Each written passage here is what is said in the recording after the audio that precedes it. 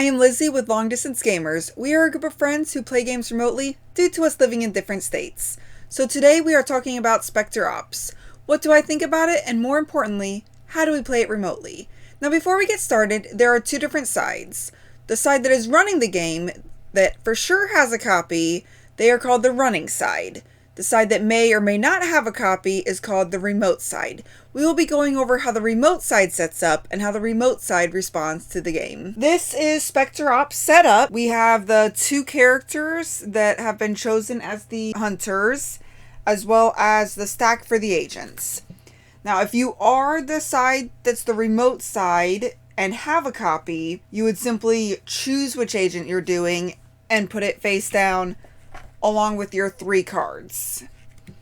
However, if you are the remote side, you have a copy, but you are not the agent, you would simply put these in a stack and have the cards in a stack ready for when the running side tells you what they're playing. We have also rolled the dice for putting the targets where they belong. Since they just have to remain the same, either side can actually set these up. However, if you do not have a copy of the game, you can use these, the movement tracker that is included with the game. You can either take these and actually laminate them and send them to the remote side, or someone has actually posted this on Board Game Geek that you can go ahead and print off, and then the remote side would be able to use this to be able to see the board clearer. While you are playing the game, for the hunters, you would just tell where you are moving to based on the number and letter that is in your location.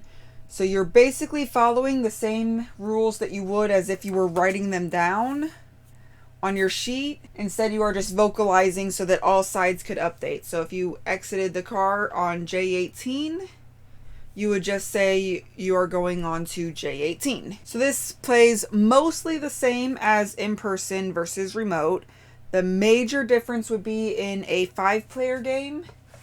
Instead of just handing the person the desired card for whether they are an agent or a hunter for the trader, you would instead have only the person you're showing the card to have their eyes to the camera, and then you would show them their individual card. If you do not have a copy of the game, they would just set these up in card holders and away from them but towards you. You would tell them, okay, Brixie is going to be number 1 card. So you would just agree that this side is 1. So you go 1, 2, 3, or 4. So Brixie is number 1.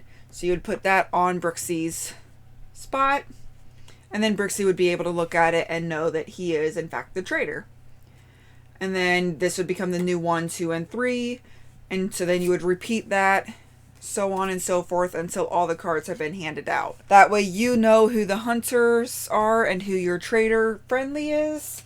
But no one else does other than the trader himself or herself. Other than that, it is just stating which mission you are achieving, and that you would notice that you have A through W, 1 through 32, and that continues on even if there is something blocking the way.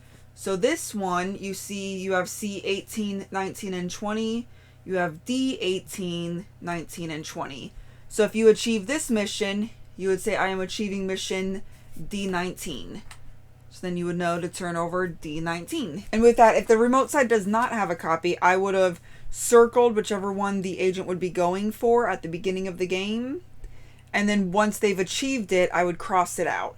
So that way I would know which ones are still achievable versus which ones have gone, and then be able to see a little bit clearer as to where they might have moved to. And you just continue this way until either side wins, whether the agent activates all of the missions that they need and escapes, or the agent is killed by the hunters. So that is Specter Ops remotely. As you can see, this translates very well for remote play, as every square is labeled for the number and a letter, and both the hidden player and the public players, so the agents and the hunters, both utilize the same squares.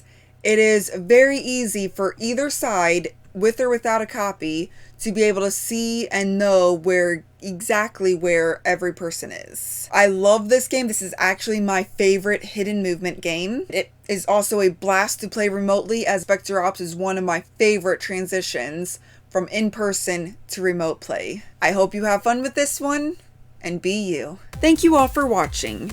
If you have any questions or comments, feel free to reach out to us. We would love to hear from you.